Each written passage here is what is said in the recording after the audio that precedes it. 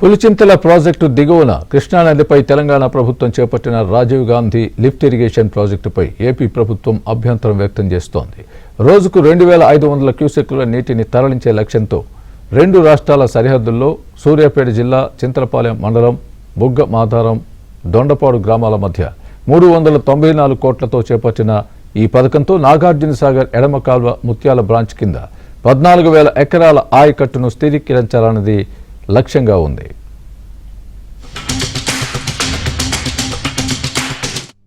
ముక్తేశ్వరపురం గణపవరం కెనాల్స్లోకి నీటిని ఎత్తిపోయడం ద్వారా సాగర్ ఆయకట్టు పరిధిలో నీటి ఎద్దడిని తీర్చనున్నారు. ఈ ప్రాజెక్టు పూర్తయితే దొండపాడుతో పాటు బుగ్గ మాధారం, కందిబండ, రామాపురం, పుచ్చిపూడి, ఎర్రవరం, హుజూర్ నగర్ ప్రాంతాల్లోని రైతులు ప్రయోజనం పొందనున్నారు. నీటిపారుదల శాఖ మంత్రి ఎన్ ఉత్తమ్ కుమార్ రెడ్డి ఇటీవలే ఈ ప్రాజెక్టుపై సమీక్షించి నిర్మాణ పనుల్ని వేగవంతం చేస్తున్నట్లు కూడా ప్రకటించారు.